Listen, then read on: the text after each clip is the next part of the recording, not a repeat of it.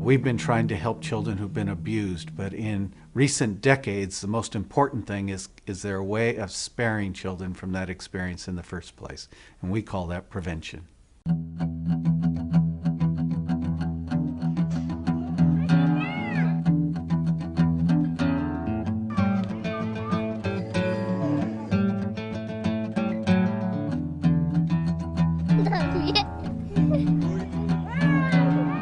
Children's Bureau has really been a leader in prevention. Unfortunately, very little has been done in society to really help families be strong and capable so they don't get into difficulties. So we're really pioneering this kind of effort.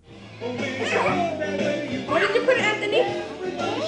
On your elbow. Lean back down. How can we approach addressing vulnerable families at a large scale? And the new part of the thinking is helping everyone play an important role, and most importantly, the parents. What's new is helping them become the primary engine of their children's success. Our overall philosophy and how we interact with the families and the children is really based on building that social emotional competency of the parent and the child. They are the primary and the most important role model and teacher of their child. And what a responsibility, but then also what a joy. I came through Children's Bureau about 11 years ago. I enrolled in a library class where we learned to read. I lost my mom when I was 5, so that reading habit, I didn't have it. So I wanted so much for my kids that it became a really bonding time. We all were learning at the same time. When she's like moody, we have learned how to treat her, not just yelling at her, talking to her, have more patience. He's 5 years old. He's learning the numbers, letters, and things that he didn't know in my house. He's learning so fast. Many of these families have never heard "yes, you can." They grew up in households where they were told, "No, you can't, be small, be quiet, obey," and now they're getting a message of hope and opportunity.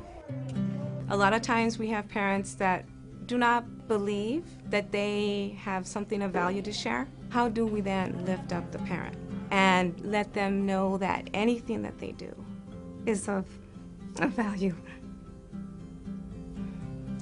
It's something very emotional for me. If it wasn't for all the services that I got from the referrals and the counseling and all the support, I wouldn't be here today saying that I know that I have the potential to be a great parent to my children. They look up to me now. Our ultimate goal here is really to take these 500 blocks around Magnolia Place and create a social web where the people are doing for themselves. What we want to do is complement that by giving them the tools and resources on how to best lead their lives. When you think about where they started over 100 years ago, beginning as an advocacy organization, and then being one of the first with foster care, and then getting involved with adoption services, and now involved with prevention. I think what's remarkable is to have an organization that cares so much and is so involved that they can evolve with the community and the needs of the community. I mean, that's phenomenal. It not only helped me personally, but my whole family. I wanted to make an impact on my whole community. This was always designed to become a national model. What we were doing here, we wanted people to say, oh my gosh, they're figuring out how to eradicate some of the most dramatic social ills. Maybe we can do that in our community too. With government, philanthropy, other communities all working together to solve the problem more at its root level rather than just after the problem has existed. We're looking at investing in those most in need in the community, and that if we can get education, if we can build strong families, if we can provide services to support those families, the children that come out of those families will benefit society. We have to break this cycle. We are our children's role model. What we show them is what they will follow, good or bad.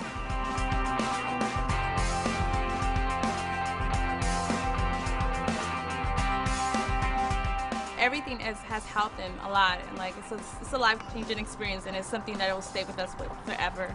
I would encourage anyone to go spend time there. It is a unique experience, that Magnolia Place. I don't think you leave the same. I think you realize you can truly make a difference. I am more hopeful. I am energized with the possibilities that we will make a difference and make a change. I'm a lot more optimistic. I used to think that these problems were so big that they could never be solved, and I think maybe if you look at them in a whole, they are. But if you look at one program helping one family or one neighborhood or one community, you see that you really can make a difference.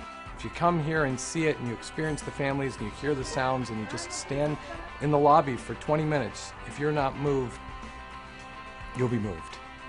You know, having a father come here, and instead of just counseling services, they got involved with one of our partner organizations in a physical activity group. The children started enjoying friendships with other people. This father started coming out of his depression and feeling overwhelmed. He started joining another group of parents where he could connect to socially. But seeing that transformation happen in a family is the same transformation we want to see at the scale of tens of thousands, where people move from being vulnerable to actually becoming the asset of this community and their own family.